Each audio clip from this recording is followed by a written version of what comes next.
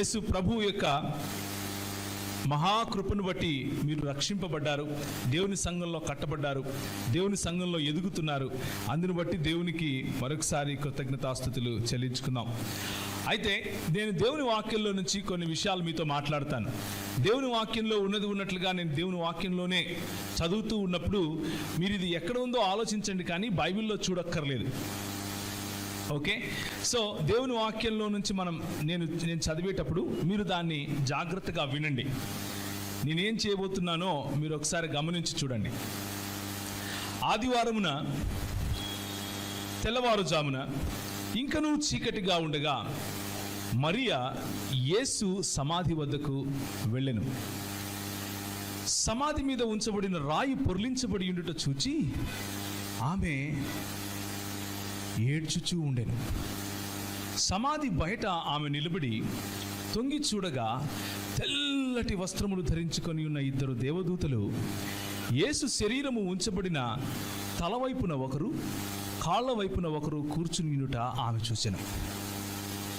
అప్పుడు వారు, అమ్మా, ఎందుకు ఏడ్చుచున్నావు అని ఆమెను అడుగగా, మరియా, నా స్వామిని ఎవరో తీసుకొని పోయారు, ఎక్కడ ఉంచితిరో కూడా నాకు తెలియదే అని ఏడ్చుచూ వెనుకకి తిరగగా ఆమె వెనుక యేసు నిలబడి ఉండుట ఆమె చూచెను. అయితే ఆమె ఆయన యేసు అని గుర్తించలేకపోయాను.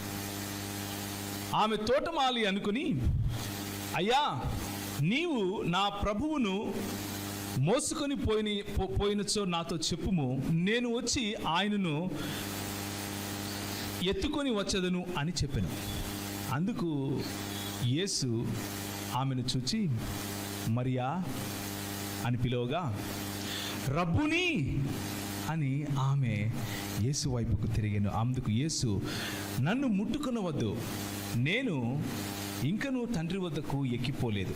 అయితే నా సహోదరుల వద్దకు వెళ్ళి, నేను మీ తండ్రియు నా తండ్రియు, మీ దేవుడును నా దేవుడును ఆయన వాని యొద్దకు ఎక్కిపోవచ్చున్నాను అని చెప్పమని చెప్పాను. ఇది మొదటి భాగం.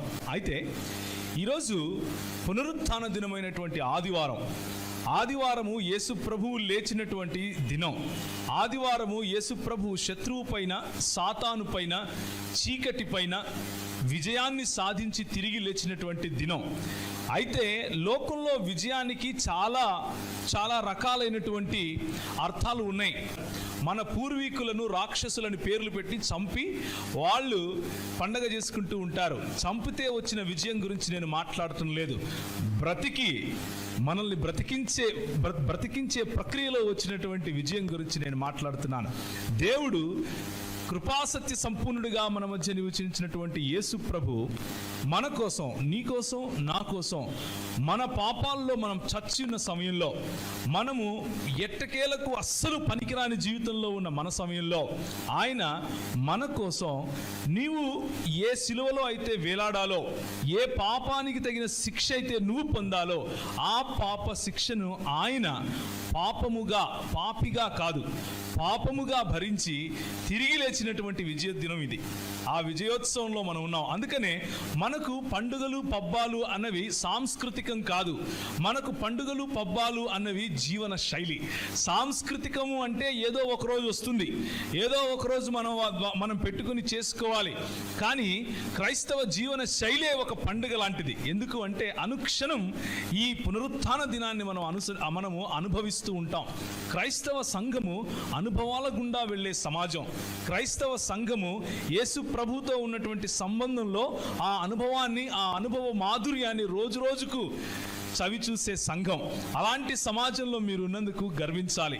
అలాంటి సమాజంలో మీరున్నందుకు యేసు ప్రభువును స్తుతించాలి, యేసు ప్రభువును ఘనపరచాలి.